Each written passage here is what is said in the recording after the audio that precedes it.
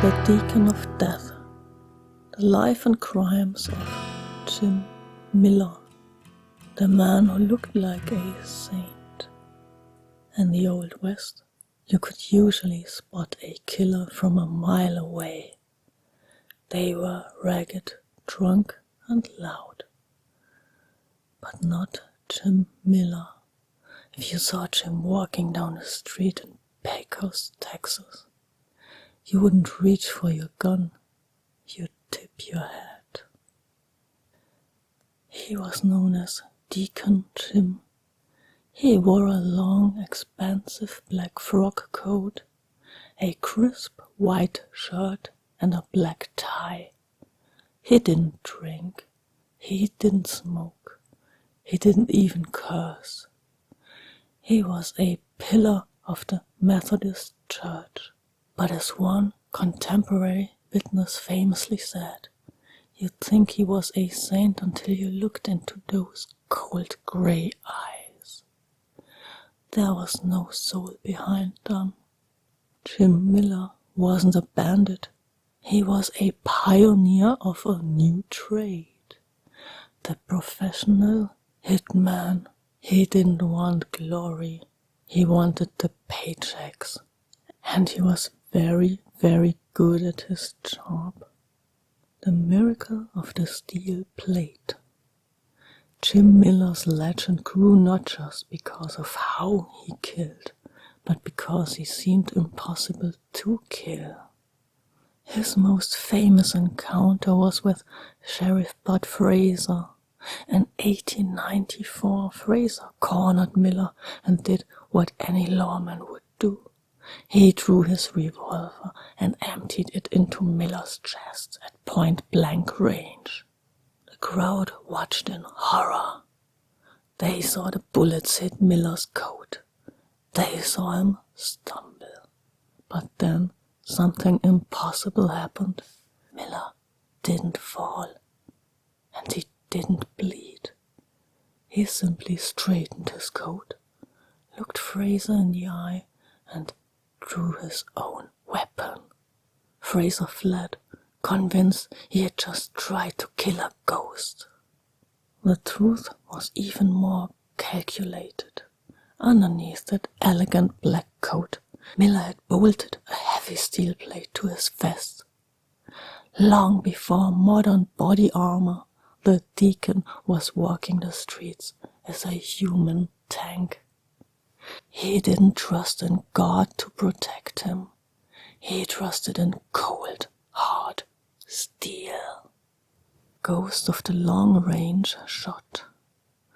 Miller eventually left the life of a lawman turned outlaw to become a high-priced assassin.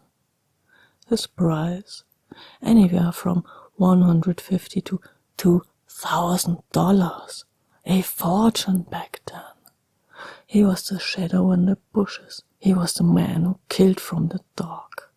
Many believe he was the one who finally took down Pat Garrett, a legendary lawman who killed Billy the Kid. Why?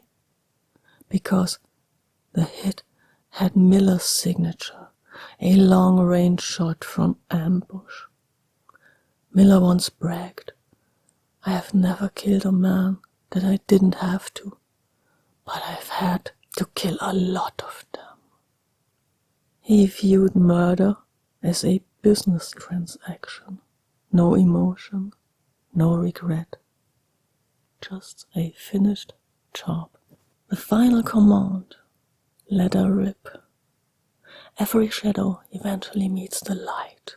In 1909, after Miller was hired to kill a popular rancher in Ada, Oklahoma, the town had enough. A lynch mob of 200 men broke into the jail. They dragged Miller and 3 others to a nearby livery stable. Imagine the scene. The smell of hay and horses, the flickering torches, and 200 angry men screaming for blood. Most men in that position would beg for their lives. Not Jim Miller. He stood under the rafters with the noose already around his neck. He was calm. He even asked for his hat, which had fallen off during the struggle. He put it back on his head, adjusted it, and looked the mob in the face. Then he uttered the 3 words that would cement his legend. Let her rip. Now, for those who don't know the slang, like me for example, but I'm German, so this is a valid excuse. Let her rip was a term used for steam engines or saws. It meant release the brakes and go full speed. By shouting this, Miller wasn't just accepting death, he was ordering it.